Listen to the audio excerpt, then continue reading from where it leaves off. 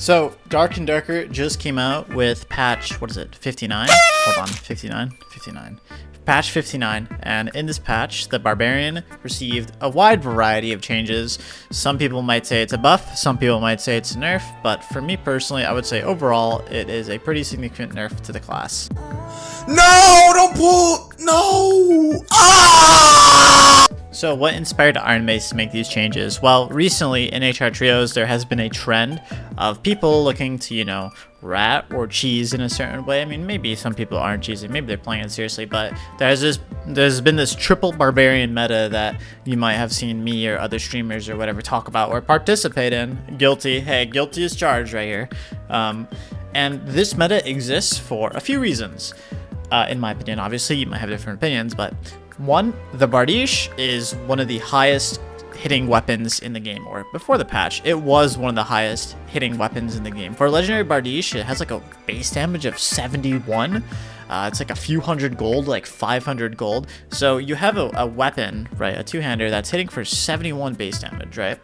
And with that two-hander weapon, you know, you can run things like, you know, Berserker, which is a % increase, right? So let's say you have a rapier that does 28 damage and you have 10% damage buff off Berserker. The damage buff you're going to get off that Bardiche versus like a small hitting weapon like a rapier or maybe even like a, I don't know, a horseman's axe, right? Those Barbarian perks that give you that % damage increase are going to benefit the Bardiche so much, and that's kind of how the Barbarian kind of operates, right?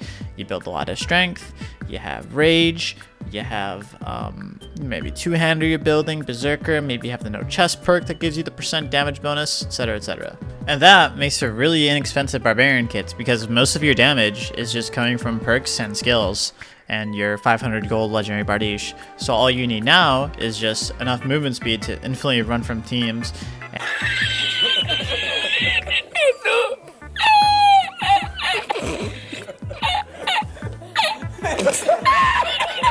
And crush to break doors, which was what was happening. The Barbarians were going in like full copper light, you know, very inexpensive copper light. And the crazy thing about copper light is the pieces inherently, like the tunic is like a -4 move speed naturally, I think, and you have 1% move speed bonus. So not only are the copper light pieces light inherently, like they're not a heavy move speed penalty, but you have that 1% movement speed bonus from each copper light piece because they were copper light. So you have this formula. Also, the Barbarians base stats are absolutely insane. You have like more HP, more like strength than any character base kit or no gear.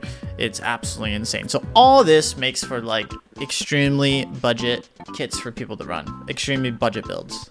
And these budget builds were getting to the point that they were so affordable, so inexpensive, so efficient that people played triple Barbarian and it became meta. And the main factor, in my opinion, to this whole entire triple Barbarian meta is not necessarily the Bardiche or the Copperlight, but I think what it has to do with is Crush. Crush is really interesting. I like to compare Crush to Druid or Rat form because they kind of operate on the same exact way. Not necessarily, but on a similar sense. So Crush, what it basically allows you to do is you can negate every single door in the game. So crypts, I can't think of any door in crypts that you can't break. There are some gates on some maps that require you to activate a lever, but you can easily avoid those kind of areas if you're knowledgeable with the map.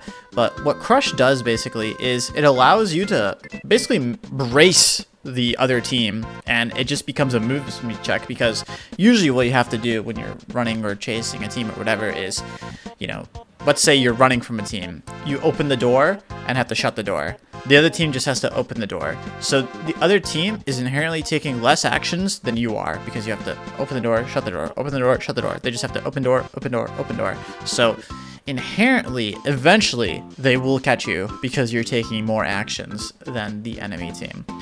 Now, with the Crush, right, you don't have to take that action. You just break the door. And because you're so fast as a Barbarian, you know, you have the Copperlight, you have the Rage, whatever, right, you can never get caught. And this made for like kind of the same thing, same concept in my opinion that we saw with Druid Rat form. Kind of alluding back to a core concept of movement speed and a core just gameplay concept of Dark and Darker. Movement speed, those who have higher movement speeds dictate the fight. So the Barbarians, right, you always fought on their terms because they had Crush, because they had the Copper Light, because they had the move speed, because they had the Bardiche to damage check you and actually be a threat.